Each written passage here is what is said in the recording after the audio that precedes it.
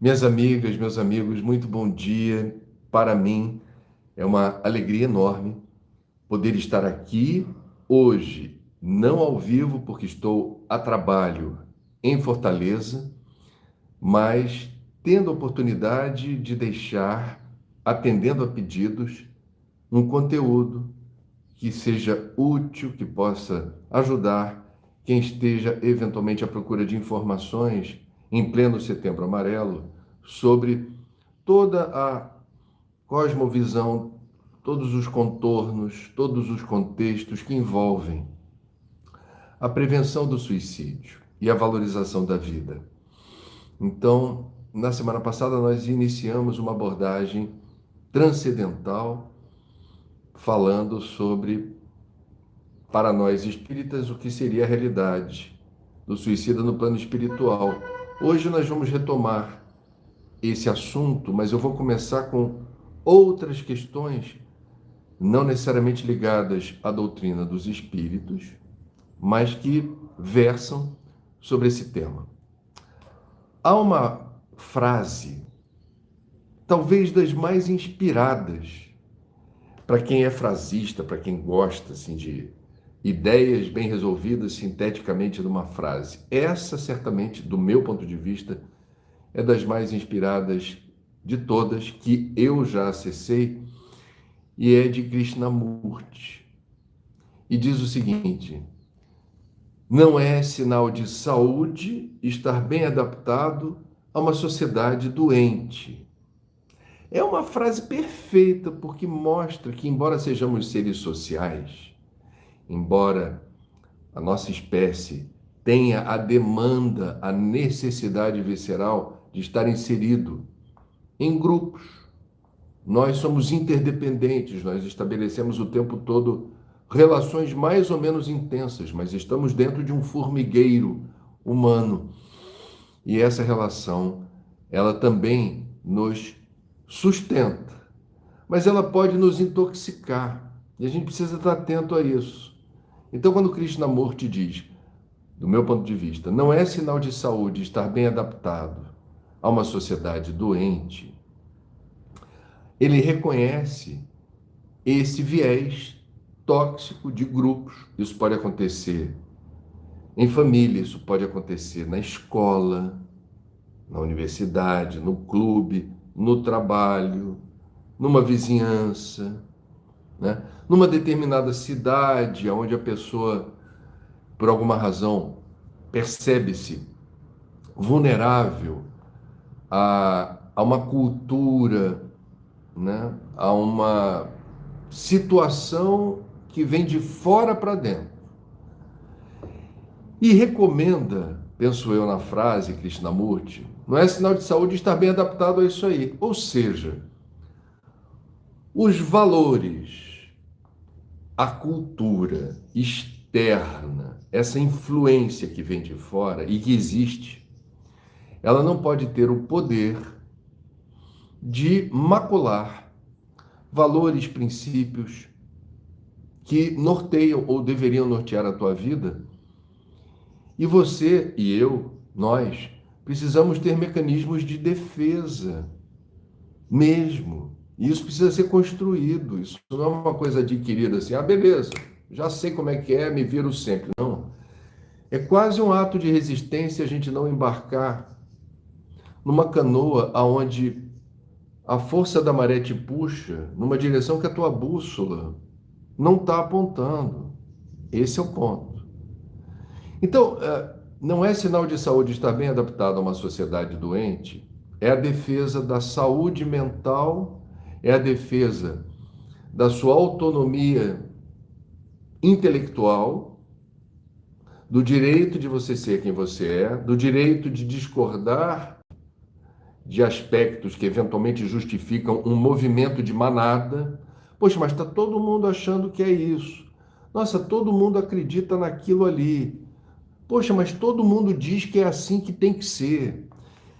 Se você construiu, pela razão que for, a convicção de que não, mas isso não diz respeito a mim, isso não me alcança, nem me move. A coragem de você ser quem você é, ser quem você é e pensar e sentir aquilo que emana de você de forma autêntica e verdadeira, isso precisa ser protegido, defendido. Eu vou dar alguns exemplos. Até porque é interessante, o pai da sociologia, que foi contemporâneo de Allan Kardec, na segunda metade do século XIX, Émile Durkheim. E a sociologia, justamente, não quero me atrever aqui a afrontar o que os sociólogos definiriam com muito mais precisão, se debruça sobre o estudo de um ser social que somos nós, como nós somos em sociedade, né? E ele escreveu um livro sobre suicídio, gente, interessante. Ele escreveu, porque o suicídio também para os sociólogos, na visão de Durkheim, ele representa algo que guarda alguma relação, vamos colocar nesses termos, não é um determinismo. O suicídio, por definição, não de Durkheim, mas essa definição foi construída na linha do tempo, é um problema complexo e multifatorial. E um dos muitos fatores, poderá ser exatamente esse ambiente à volta que não lhe favorece, que não lhe estimula a tomar as decisões mais sensatas, mais lúcidas, mais, eu diria, em consonância com o teu eu. E Durkheim escreveu um livro sobre o suicídio. É interessante isso. Eu vou fazer aqui eu diria, um resumo bem breve, que está no meu livro Viver é a Melhor Opção, a prevenção do suicídio no Brasil e no mundo, e que aponta alguns fatores dessa sociedade doente de Krishnamurti, né? E toda vez que eu citar aqui algo nessa direção, é com a intenção da gente estar lúcido, atento e mobilizar esforços para rejeitar essas questões, né? Se possível. Então vamos lá. O que seria algo que revelaria, a meu ver, uma cultura mórbida e talvez doente? Eu vou chamar isso, é uma expressão que eu criei, que eu acho muito apropriada, que é a ditadura da eterna alegria. A necessidade de você falsear, simular alegria e bem-estar o tempo todo, como se fosse um fator de aceitação social. Quer dizer, se eu não estou bem, isso me prejudica, então eu vou fingir que eu estou bem o tempo todo. E, por vezes, é até pior, eu vou construir um personagem que, especialmente nas redes sociais, dá a entender que não tem problema de nenhuma natureza, está sempre rindo, está sempre feliz. Eu vou aqui mostrar como eu sou a pessoa mais privilegiada do mundo, eu vou fazer uma selfie dizendo, olha onde eu estou, olha quem está comigo, olha o que eu vou comer agora, olha para onde eu vou viajar, olha que lindo esse lugar. Percebe? A pessoa compulsivamente, por vezes, é o que parece, em algumas situações, tem esse desejo de sinalizar para o mundo o tempo todo. Olhem como eu estou bem, como eu sou feliz, como nada de mal me acontece, como tudo na minha vida é maravilhoso. Gente, isso não existe, tá? Eu não conheço ninguém assim. Não conheço mesmo. Todos nós temos problemas todo dia, maiores ou menores, ou desafios, ou questões que precisam ser resolvidas, o nome que você queira dar. A vida, ela não é um paraíso de delícias. Agora, quem simula essa situação, quem constrói esse personagem, está apartado da realidade, está em sintonia com uma sociedade doente, novamente parafraseando Krishnamurti. Não é sinal de saúde estar bem adaptado a uma sociedade doente. A ditadura da eterna alegria é sintoma e a gente precisa estar atento a isso. É bom despertar logo para não viver no mundo paralelo, porque mais cedo ou mais tarde a conta chega. E quando a conta chega é muito doloroso, porque você vê como você perdeu tempo, em vez de construir a base de uma felicidade verdadeira, você se divertiu simulando, né? Um parque de diversões onde ele não existe. É uma opinião, você não precisa concordar comigo, mas isso tem algum fundamento. Por isso coloquei no livro. Uma outra questão, me parece muito óbvia, muito sensorial. A ditadura da eterna juventude, como as pessoas estigmatizam o envelhecimento, a questão do etarismo, o preconceito com a pessoa que tem mais idade. E como isso, quando quem envelhece, que é uma excelente perspectiva, se você quer viver muito, prepare-se. O envelhecimento faz parte. Não é feio envelhecer, é um determinismo da vida na matéria. Organicamente, o corpo, a cada segundo, desde a gestação, a gente está envelhecendo o tempo todo, né? E isso não precisa, ou não deveria ser entendido como um problema, do tipo, ih, você está envelhecendo. Sim, eu estou envelhecendo. Envelhecer faz parte. E é possível envelhecer dignamente, é possível cultivar ou construir a saúde possível, é possível adaptar o corpo e a mente a essa nova realidade. É possível, e aí, esse é o prêmio, da minha opinião, você conjugar o que só os idosos têm, que é rodagem, quilometragem, conhecimento baseado em vida, estoque de vida, que determina algum conhecimento, alguma sabedoria. Quanto vale o conhecimento? Quanto vale a sabedoria? Então você, de alguma forma, valorizar o que tem, que é seu, mérito, conquista, aplicar isso para você no dia a dia. Isso haverá de me ajudar a lidar com situações que os mais jovens, por não terem esse estoque de vida, por vezes se perdem no meio do caminho com decisões precipitadas.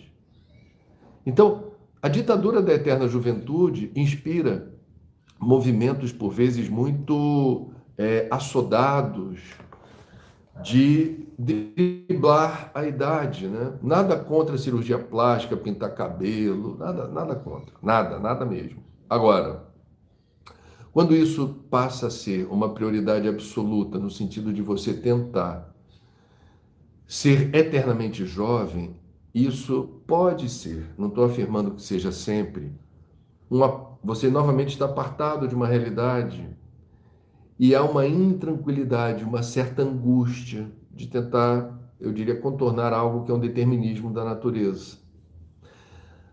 Não é sinal de saúde. Estar bem adaptado a uma sociedade doente passa por aí também. Aceitar quem você é e encaixar em alguma gaveta bonita da cômoda, bonita não, importante da cômoda, o envelhecimento como um prêmio, não como um castigo, no sentido que eu tentei aqui resumir. Muitos não chegam na idade que eu estou e eu estou tendo a chance de interpretar e decodificar a realidade com base na minha vivência, no meu conhecimento e na minha sabedoria.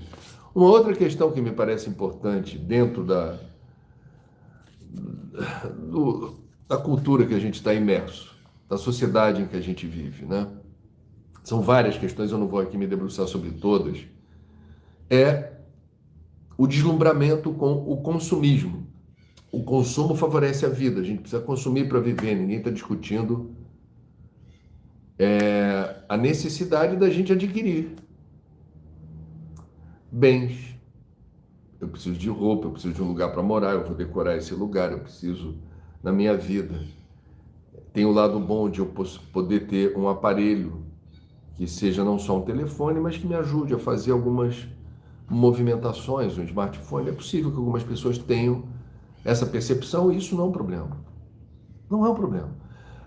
A questão é quando isso revela, do meu ponto de vista, um risco existencial, transfere para a matéria a expectativa de ser feliz ou de encontrar na acumulação de bens e posses a tão sonhada paz. E isso é uma armadilha. Isso é uma armadilha denunciada por muitos, mas olha, pensadores da elite intelectual do planeta, lideranças espirituais. Então a gente tem que prestar atenção, porque são tantas as evidências de que o apelo para o consumo translocado, que é uma característica da sociedade que a gente vive, certo? E que deturpa, por vezes, celebrações ou festas com esse viés materialista, dentro do calendário cristão. Então você vai pegar o Natal, Natal, nasceu Jesus. Nosso Natal é uma farra comercial. E ele se confunde com Papai Noel, com dar presente, com árvore. Você tem uma miscelânea de culturas, egressas de diferentes períodos da história, lugares do mundo, e mistura tudo no Natal. Então haverá situações em que num lar que se diz cristão, celebra-se o Natal esquecendo-se do aniversariante. Então o Natal foi apropriado em muitos lugares como a festa do Papai Noel, vamos comprar presente. E se eu não tenho dinheiro para comprar presente, eu não tenho Natal. Né? Como se o Natal fosse uma festa exclusiva para quem consegue consumir. Como se você só pudesse expressar amor, carinho, afeto para alguém, e a publicidade faz isso. Algumas campanhas publicitárias são muito perversas do meu ponto de vista, porque diz assim: se você ama alguém, dê o melhor para ela, dê isso. Então, é quase um crime você estar num Natal em que você está duro, endividado, desempregado, enfim. Está juntando dinheiro para comprar uma casinha ou alguma coisa e fala, não posso me aventurar nas compras de Natal, como eu vejo todo mundo enlouquecido nessa época do ano. E isso pode não ser percebido como algo que faz sentido. Vocês entendem o que eu digo? São extremos. A Páscoa é a mesma coisa. A Páscoa é o momento mais, eu diria, importante do cristianismo, mais do que o Natal, porque é a ressurreição de Jesus. Só que o Natal, a Páscoa, tal como o Natal, foi apropriada pelo apelo comercial do coelhinho que bota ovo de chocolate. Aí, babau, vapo, né? A gente passa pela Páscoa e fala assim, o que que é? Assim, repleto de calorias, de ovos de Páscoa, por vezes sem ter a oportunidade de investigar, mas vem cá, qual é o significado espiritual da Páscoa, especialmente se eu me considero uma pessoa cristã. Eu não estou aqui patrulhando nem policiando ninguém, cada um faz o que bem entender. Agora, eu estou tentando denunciar aqui, mais uma vez dentro do espírito da frase emblemática e inspirada de Krishnamurti, não é sinal de saúde estar bem adaptado a uma sociedade doente. E por vezes as brechas para a gente buscar uma elevação, um exercício de transcendência, um exercício místico de busca por respostas, é um tanto asfixiado, sufocado por outras urgências, outras demandas da matéria. Muito bem, saindo da questão do environment, do contexto, das circunstâncias, do ambiente em que a gente está inserido, que pode representar algum risco de instabilidade emocional e psíquica, porque o meio não lhe favorece. Eu preciso aqui fazer rapidamente um apontamento sobre hipóteses, porque isso está sendo estudado, graças a Deus. Existem pessoas qualificadas na área acadêmica e científica tentando entender por que há um maior número de tentativas de suicídio entre jovens. Isso passou a acontecer, não por igual no mundo inteiro, mas é uma tendência que tem ocorrido nos estudos epidemiológicos no mundo, da identificação das tentativas de suicídio se avolumando no segmento mais jovem, nas faixas etárias mais miúdas. Eu não vou aqui afirmar categoricamente nada, mas eu vou sugerir a você que pense em alguns fatores, dentro da perspectiva de que o suicídio é um problema complexo e multifatorial. Portanto, esses fatores por si não têm o poder de determinar a tentativa de suicídio em nenhum jovem, mas eles possivelmente permeiam essa ideação eventual suicida. Então, entre jovens, lares desestruturados, ou seja, a falta da sensação de pertencimento, de acolhimento, um lar onde haja violência por palavras ou atos, normalmente o homem, fazendo uso da força da forma mais covarde e infeliz. Isso machuca demais quem nasce e cresce num ambiente tóxico. Então, isso, repito, isso não é um fator determinante, mas isso está no contexto aonde, eventualmente, você possa se sentir muito desencantado com a existência. E faz parte a gente fazer esse checklist. Quais são os fatores que me emprestam força ou que me enfraquecem? Aliás, o Setembro Amarelo acho que se presta muito a isso. A gente fazer uma... Tá atento conosco e com os outros. Quais são as circunstâncias que permeiam a vida das pessoas?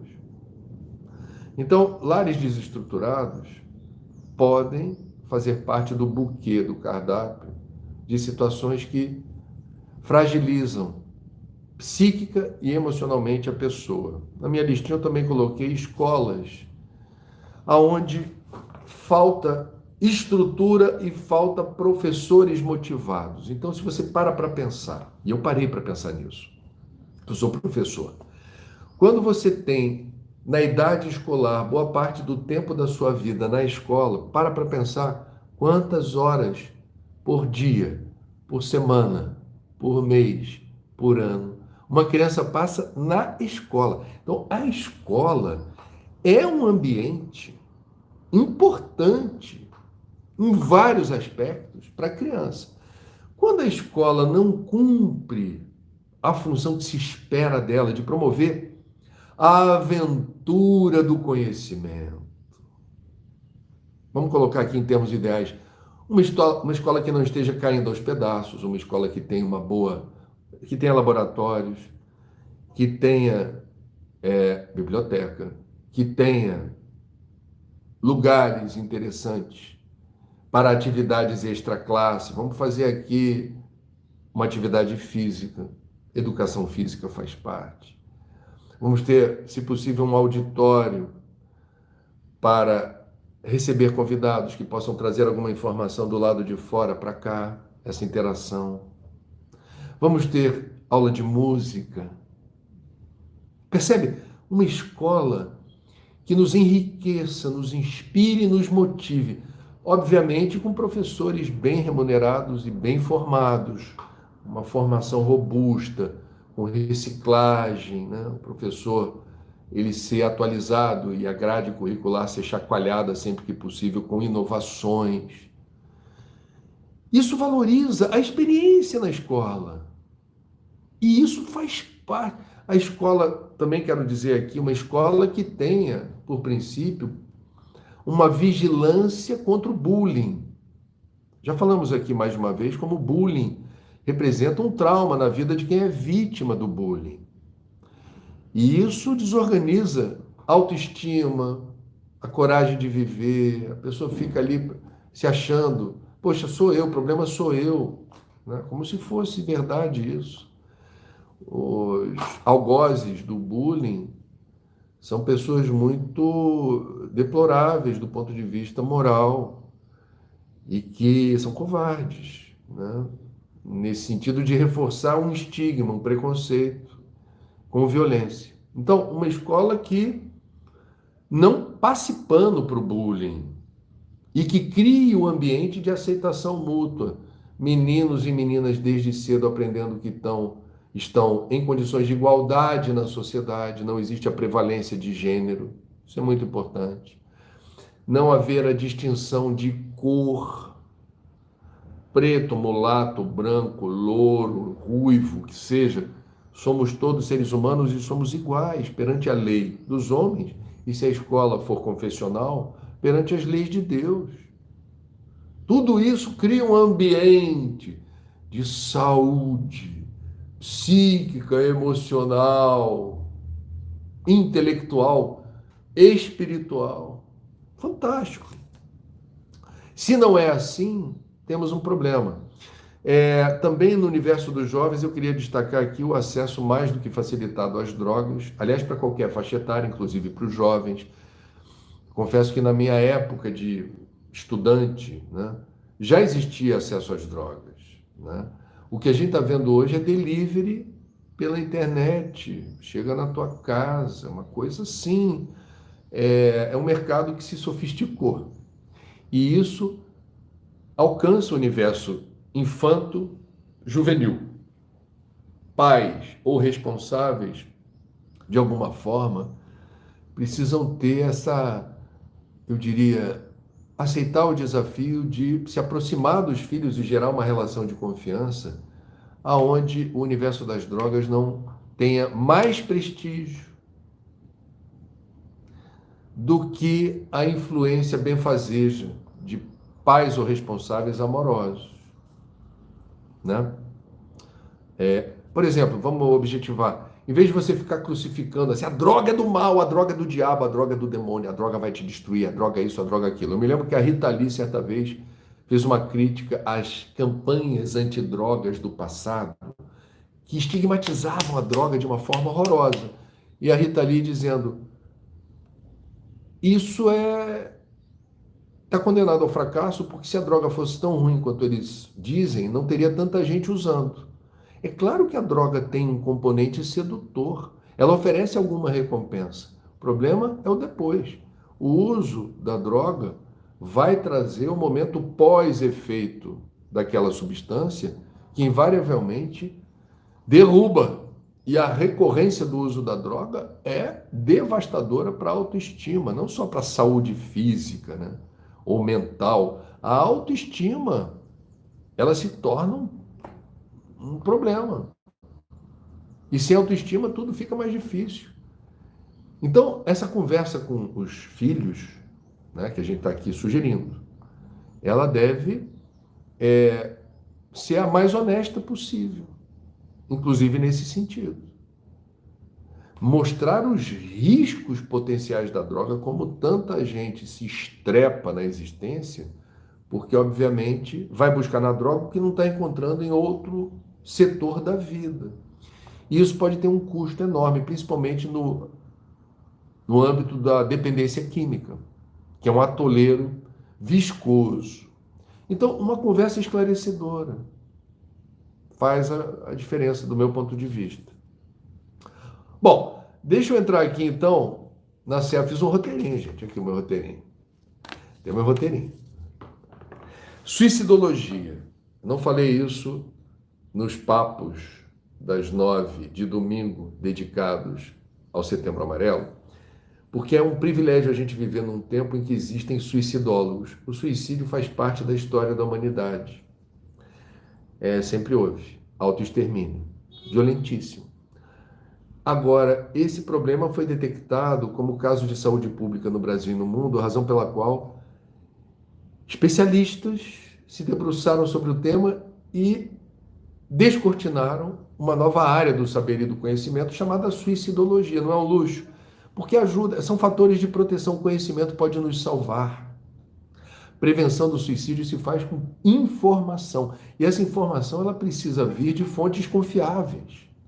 Então, é um privilégio você ter psicólogos, psiquiatras, psicanalistas, terapeutas que fazem essa imersão no universo da suicidologia. Eu não vou entrar aqui, nem tenho competência técnica para isso, em todos os tópicos importantes da suicidologia, mas vou resumir um, que me parece talvez dos mais importantes, que é o seguinte: uma descoberta fantástica da ciência nessa área. Espero que seja útil para você, como é para mim, no âmbito do conhecimento. O que dizem os suicidólogos? Não é possível atribuir o suicídio a uma única causa. Olha que coisa interessante e que reforça a complexidade do tema. O suicídio é um problema complexo e multifatorial. André, o que significa isso? Uma pessoa que realize uma tentativa de suicídio, ela não fez esse movimento por apenas um motivo. Por exemplo, desilusão amorosa, aquela pessoa me traiu, era tudo para mim, era minha vida. Eu consagrei meu tempo e minha energia para ela. Era com ela que eu queria ficar a vida inteira. Sabe quando você idolatra a criatura? Ou se encanta com a perspectiva do príncipe encantado, né? Ou da Cinderela, princesa da tua vida. Aí a pessoa coloca no pedestal e diz assim: minha vida só se explica em função do outro. Eu não estou criticando, mas eu estou observando os riscos da gente, por vezes, se desiludir, porque somos humanos, somos imperfeitos. E a gente jamais deveria estabelecer uma relação de dependência de quem quer que seja para ter autonomia de voo nesse planeta enquanto estivermos aqui. Não condicionar a tua existência apenas e tão somente ao outro. O outro é importante na tua vida, que bom que você encontrou alguém que é importante na sua vida, isso é um privilégio. Agora, em algum momento, se esse alguém desencarnar, porque todos desencarnamos, se esse alguém te frustrar, te decepcionar num alto grau de, eu diria, dor, vamos acordar para o fato de que sim, nós estamos num planeta onde as pessoas não são perfeitas. Você não pode cobrar do outro uma perfeição que você não tem a coragem, não deveria ter de cobrar de si mesmo. Então vamos voltar para a desilusão amorosa. Ai, meu príncipe encantado me traiu com outro, o que eu faço? Minha princesa me deixou na mão. A vida não tem mais sentido para mim. Por que não tem mais sentido? Talvez a vida comece a fazer sentido agora, que você vai ter a chance de repaginar a tua existência sem cultivar a ideia de estar vinculado visceralmente a alguém, eu e ela, ou eu e ele, fora desse contexto não cabe mais nada. Claro que cabe. Tem que caber, a vida é macro, né? E a chance de descobrir um novo amor, alguém que lhe pareça interessante e que você estabeleça uma nova relação de confiança para ver no que vai dar. E pode dar em algo muito mais interessante, prazeroso, vibrante, recompensador do que a relação anterior. Eu conheço casos assim. Gente que quase enlouqueceu quando perdeu o amor da sua vida, ou por desencarne, ou porque esse amor se revelou, como disse a Cássia Eller, né, naquela música. Quem sabe o príncipe virou um sapo.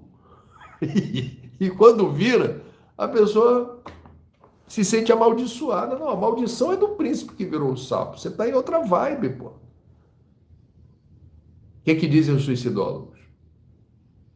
Uma pessoa que vem a realizar uma tentativa de suicídio por uma forte desilusão amorosa não é motivada a fazer esse movimento, eu diria, radical, de promover o autoextermínio por causa somente disso. Esse pode ser o fator preponderante, o mais importante. Não será, no entendimento dos suicidólogos, o único fator. É um tanto lógico isso, porque imagina se toda pessoa que sofre uma forte desilusão amorosa se matasse. Não ia sobrar muita gente nesse planeta, não. Eu não estaria aqui.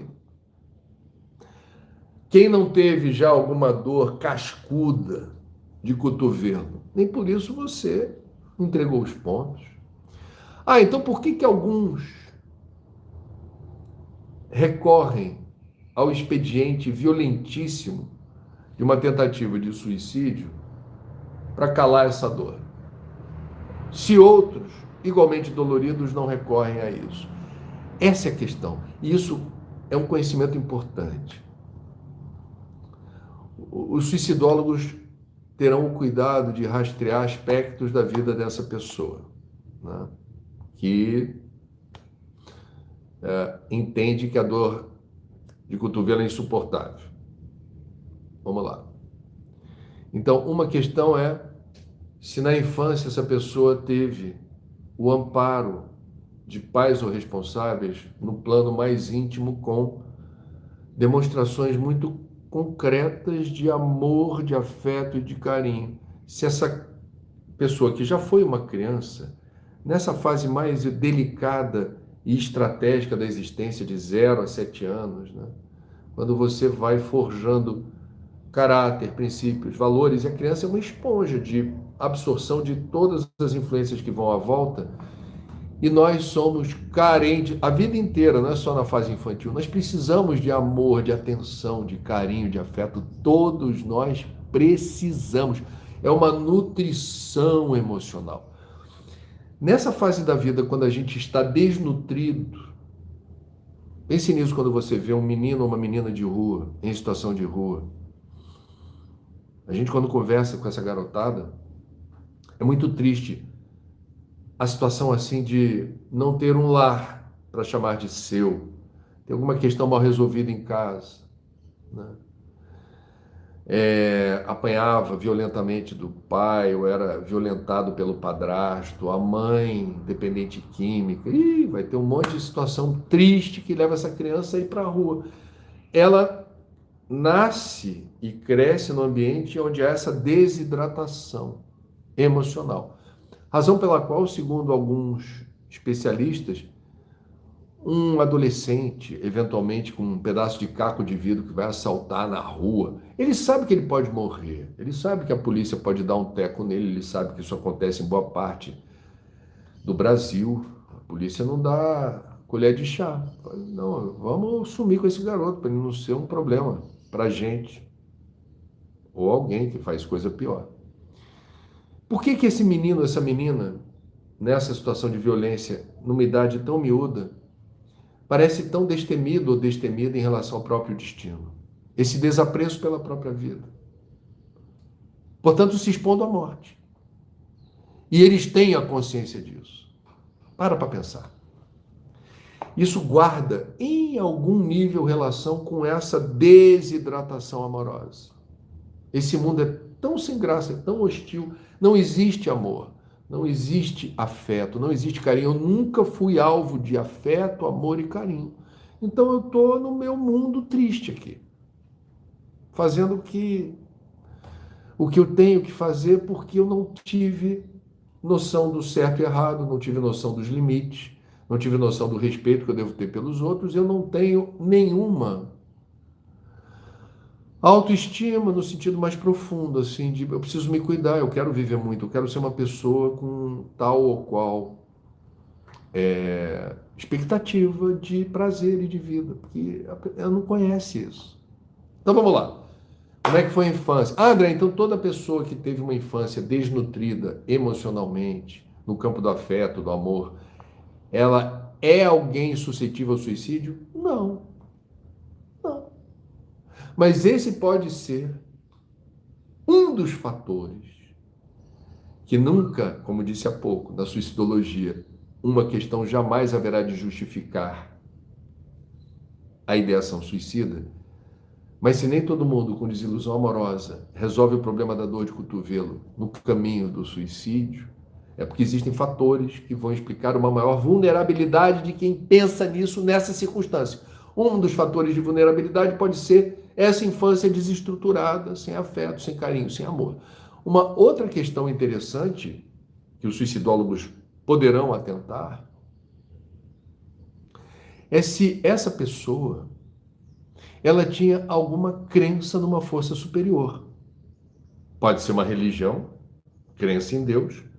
Pode ser fora do campo religioso, uma crença na natureza, uma crença em algo que você nem chama de Deus, desprovida essa crença de uma roupagem religiosa, né?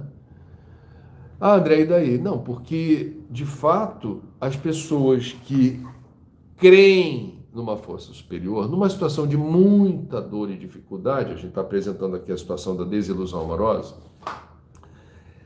quando muito fragilizadas, o campo da crença, você vê que eu nem estou usando a palavra fé, porque fé é poder, a fé é o grão de mostarda, a fé é hashtag outra coisa. A crença é o cultivo de uma fé que... Você pode ter uma crença... Eu vou falar de mim. Eu sou uma pessoa que tem a crença com lampejos de fé. Eu sou um aprendiz da fé. Porque a fé, para mim, é um poder, cara. A fé é um poder. Então, eu estou falando de crença. a crença, e pode ser uma crença até robusta, isso é bonito, numa força superior. No momento de crise, no momento de dificuldade extrema, essa pessoa haverá de pedir ajuda, SOS, a essa força superior. É como se fosse um anteparo à crença ou à fé, à ideia de resolver, entre aspas, o problema através do autoextermínio. Você vai antes buscar uma solução pelos meios que a crença ou a fé apontam. Você entende o que eu digo? Portanto, a crença ou a fé são fatores de proteção, não definitivos. Tem muita gente religiosa que realiza tentativa de suicídio. Mas epidemiologicamente existem os estudos que fazem essa medição. Assim, existe uma intercorrência de um ambiente onde haja mais pessoas crentes em Deus, e essa crença, obviamente, é um fator de proteção. É um fator de proteção. Pode ajudar na hora do abafo. A suicidologia, portanto, nos traz informações para a gente não ser linear, não ser generalista, considerar que cada caso tem a sua singularidade. Isso é muito interessante. Portanto, não existe suicídio, existem suicidas. Assim como não existe depressão, existem depressivos. Cada situação de suicídio tem a sua singularidade. Cada situação de depressão leve, moderada, severa, etc., tem a sua singularidade. Já que eu falei de depressão, deixa eu entrar aqui no capítulo do Viver é a Melhor Opção, que eu não comentei até agora. É um livro que tem a maior parte das informações na área da ciência, da Terra. O último capítulo é o que eu reservei por ser espírita, capítulo 7, do outro lado da vida, reticências, porque a morte não existe, o suicídio, portanto, não é um fato consumado do ponto de vista da pretensão de desaparecer e calar definitivamente essa dor. Não é assim.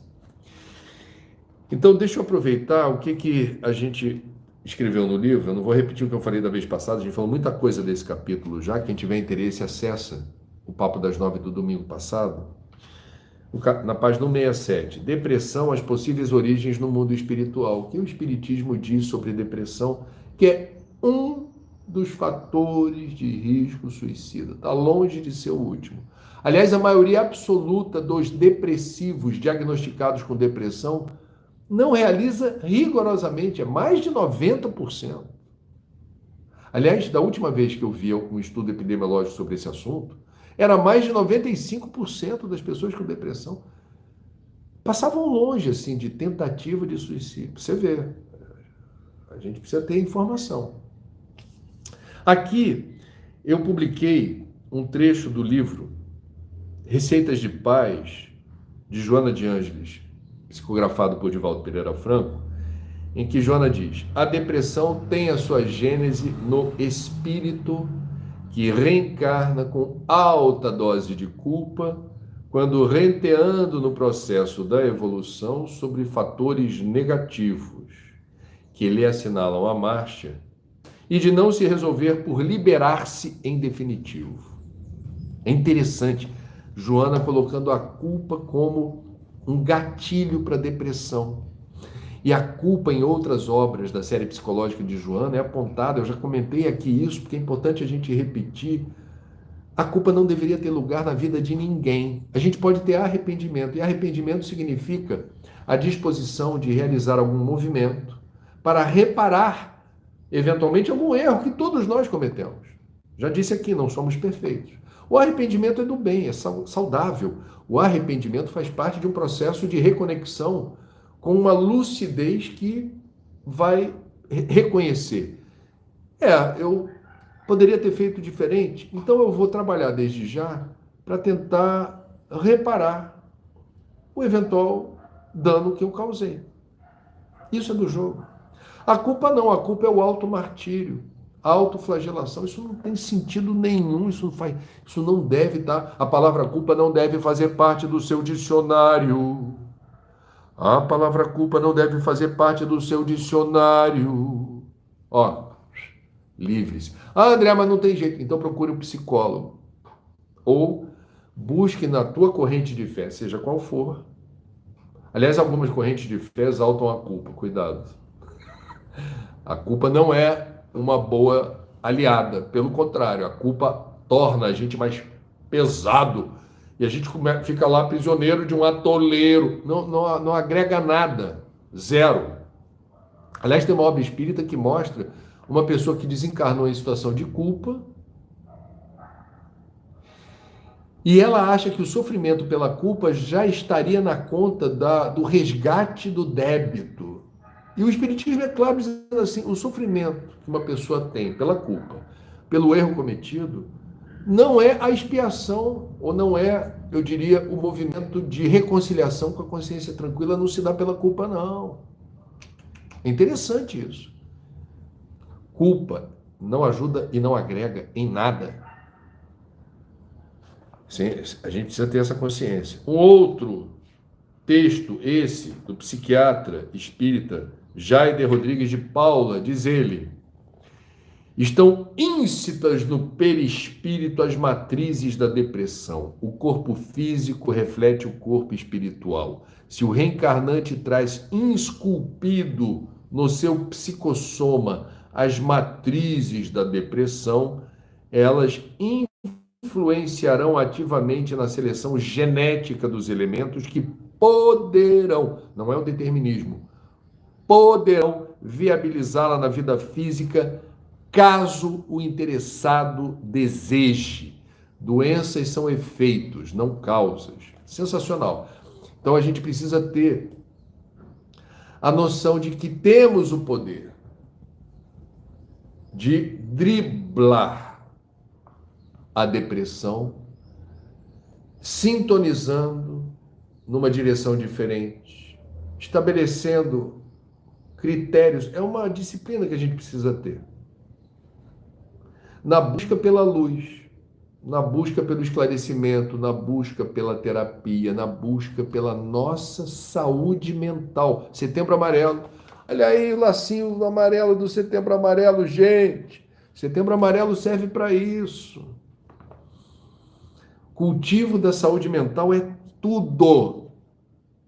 É tudo. Vamos lá. Outra questão, suicídio indireto. É algo que nós, espíritas, acessamos a partir do trabalho do codificador Allan Kardec, quando chama suicídio indireto, está aqui na página 159. Suicídio indireto. O Espiritismo nos alerta para o risco de podermos ser suicidas inconscientes ou indiretos. Isso acontece quando realizamos ações que minam as funções vitais do nosso corpo físico, antecipando precocemente o nosso retorno à pátria espiritual. No livro O Céu e o Inferno, Allan Kardec anota que, aspas, suicídio não consiste somente no ato voluntário que produz a morte instantânea do corpo, mas em tudo quanto se faça conscientemente para apressar a extinção das forças vitais. Pode ser, aí não é Kardec, aí é a minha digressão. Quais seriam esses movimentos que apressam a extinção das forças vitais? Pode ser o uso recorrente de drogas lícitas ou ilícitas, tabagismo, alcoolismo, ou drogas mais pesadas e ilícitas. Pode ser excesso de alimentação, porque eu adoro quando se diz assim, a diferença do remédio para o veneno é a dosagem, é a dose. Então, alimento a gente precisa para o corpo físico. Agora, excesso de alimento vai comprometer à saúde do corpo. Eu gosto de brincar às vezes falando que até água em excesso, isso é verdade, faz mal à saúde. Ou um porre de água fluidificada. A pessoa vai tomar muita água fluidificada para ficar bem. Não, você vai se estragar. Você vai se liquefazer. Não, tudo em excesso faz mal, isso vale para a alimentação. Pode ser o sedentarismo exacerbado, a pessoa não se movimenta e não quer se movimentar. Mesmo sendo uma cadeirante ou uma pessoa com tetraplegia, haverá exercícios, haverá a fisioterapia, haverá movimentos que a gente precisa fazer. O espírito está no corpo. O corpo são, né? A mente sã, já diziam os gregos. Então a gente tem que fazer a nossa parte, porque o sedentarismo mina as melhores condições de existência. Ou o contrário, a busca frenética pela forma física ideal na tua cabeça. Você pode se exaurir de fazer exercício, você pode não respeitar os seus limites. E nessa busca frenética você pode fazer uso de substâncias, né? Anabolizantes e outras coisas, que também não ajudam em nada, pelo contrário. Tem um buquê aí que vai exigir muita atenção e cuidado. Então, essa situação, para nós espíritas, foi maravilhosamente descrita no livro Nosso Lar, que é um best-seller, né, dos livros espíritas, é dos mais vendidos pela psicografia do Chico. André Luiz, pseudônimo de um médico que viveu no Rio de Janeiro na primeira metade do século passado, ele foi um suicida indireto. Então, o que André Luiz ouviu na espiritualidade? Mesmo na condição de médico, ele se descuidou em relação aos males do tabagismo, ao adotar um estilo de vida desregrado e boêmio, e na recorrência com que perdia o autodomínio para dar vazão a explosões de cólera. Olha, a pessoa raivosa que está sempre irada, sempre nesses movimentos, parece um vulcão em erupção o tempo todo. Tem gente que acha, eu só estou desabafando, faz bem para minha alma. Olha que você tá mobilizando engrenagens, eu diria, psíquicas, que são pestilentas. Você está saturando o teu fígado de, eu diria, substâncias que não favorecem as funções hepáticas.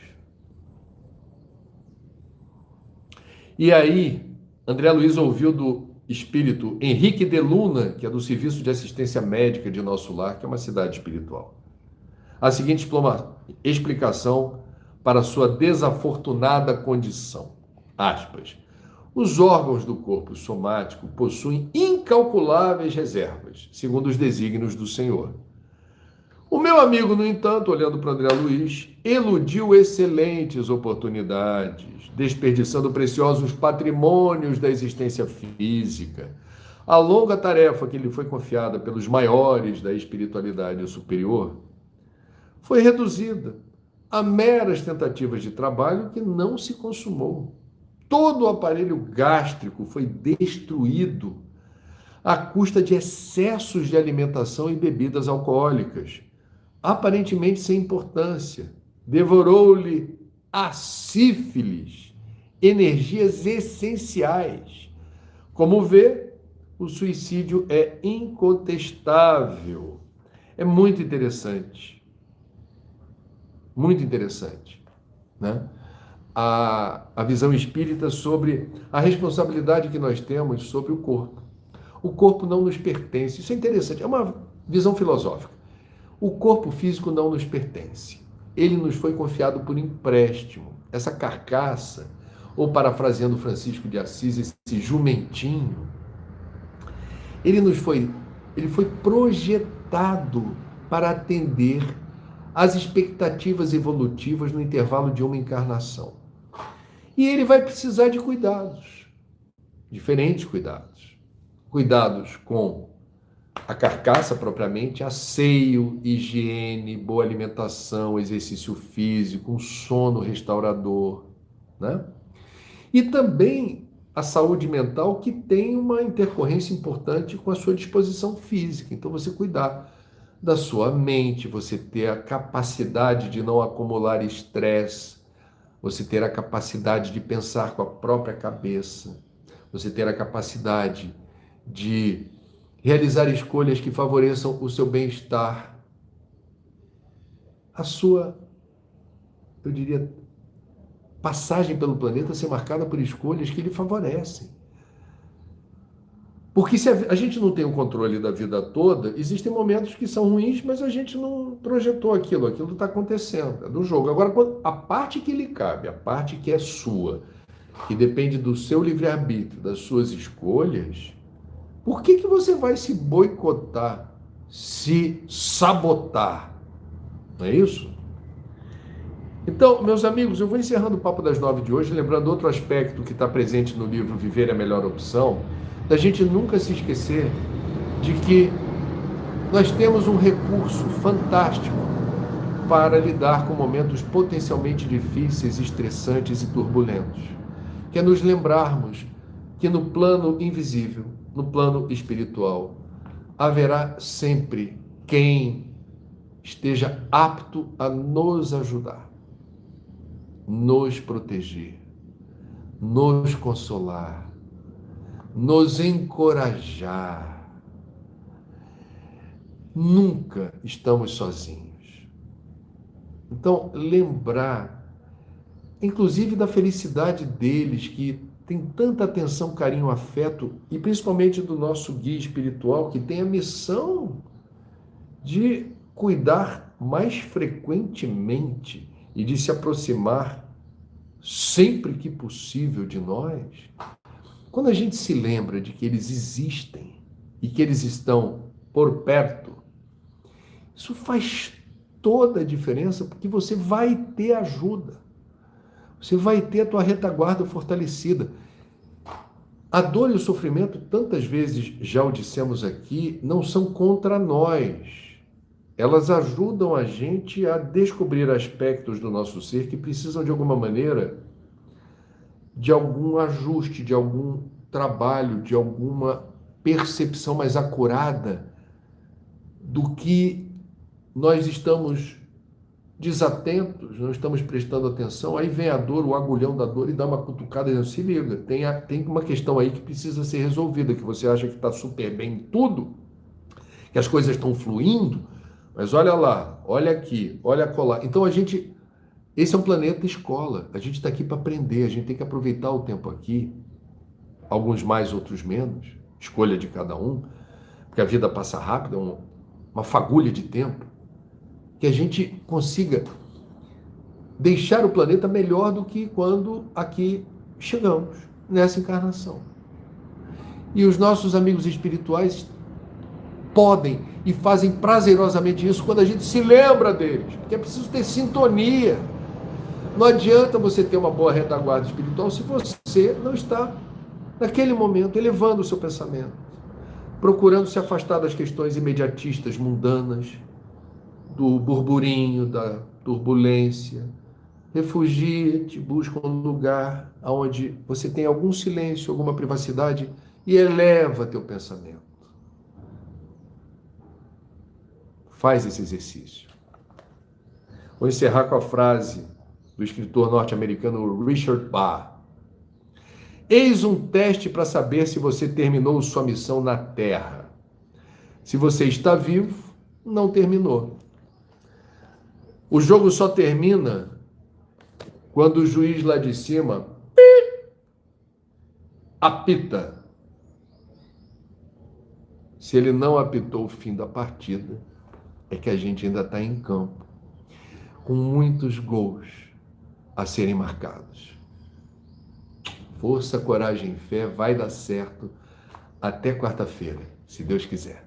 Tudo de bom.